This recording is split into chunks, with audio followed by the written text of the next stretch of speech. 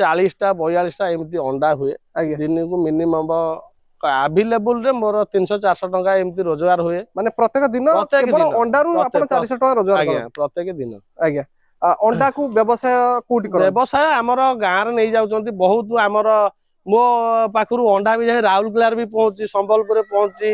ବାଲେଶ୍ୱରରେ ପହଞ୍ଚି ମୁଁ ଆ ପାଇଁ ବହୁତ ଗର୍ବିତ ଆମ ଗାଁ ଲୋକ ଯୋଉମାନେ ସବୁ ଅଛନ୍ତି ବାହାରେ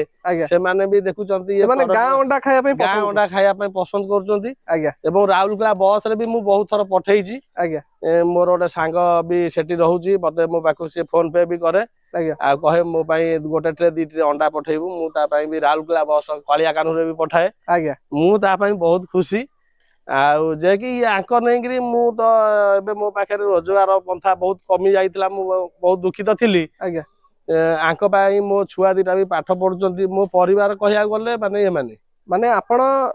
କୁକୁଡା ଚାଷ